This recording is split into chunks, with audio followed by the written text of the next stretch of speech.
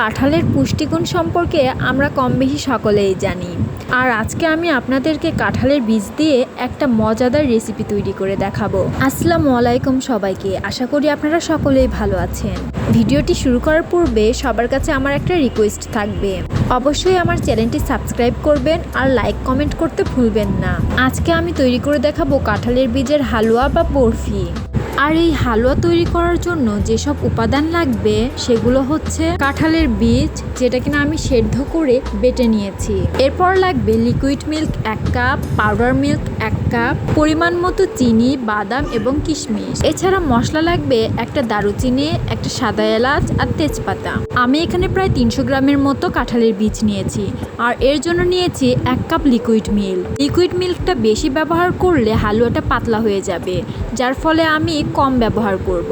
আর এখানে আমি চিনিটা দিব স্বাদ মতো। আপনারা যে যেমন মিষ্টি পছন্দ করেন ঠিক তেমনটাই চিনি ব্যবহার করবেন।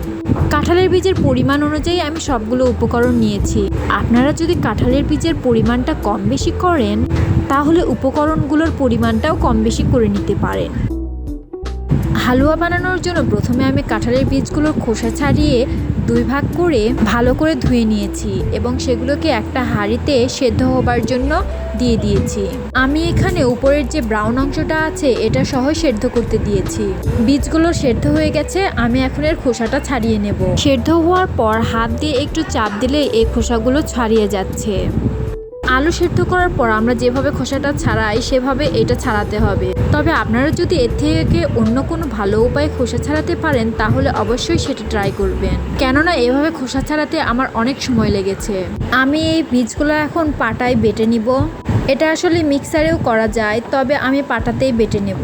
এর ফলে কোনো বীজ যদি শক্ত থাকে তাহলে সেটা খুব সহজেই মিহি হয়ে যাবে। যেহেতু কাঁঠালের বীজগুলো খুব ভালোভাবে সেদ্ধ হয়েছিল তাই বাটতে একটুও কষ্ট হয়নি আর সময়ও খুব কম লেগেছে।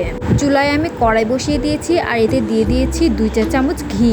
ঘি গরম হয়ে গেছে আর এখানে দিয়ে দিচ্ছি কাঁঠালের বীজগুলো। এগুলোকে আমি এখন ভালোভাবে নেড়ে নিব। কারো বাসায় যদি ঘি না থাকে তাহলে সেক্ষেত্রে সয়াবিনের তেলও ইউজ করা যেতে পারে। বীজ বাটাগুলো আমি খুব ভালোভাবে নেড়ে নিয়েছি। এখন এর ভেতর দিয়ে দেব 1 কাপ লিকুইড মিল্ক। দুধ দেওয়ার সাথে সাথে আমাদেরকে এটা লাগতে হবে, তাছাড়া এটা দলা পেকে যাবে। কাঁঠালের বীজটা যেরকম ঝরঝরা ছিল দুধ দেওয়ার ফলে এখন এটা একটু পাতলা হয়ে যাবে। আর তাই আমরা এখানে বেশি তরল দুধ ব্যবহার করব না, কারণ হালুয়াটা যদি বেশি পাতলা হয়ে যায় তাহলে এটাকে আঠালো করতে আমাদের বেশি সময় লাগবে।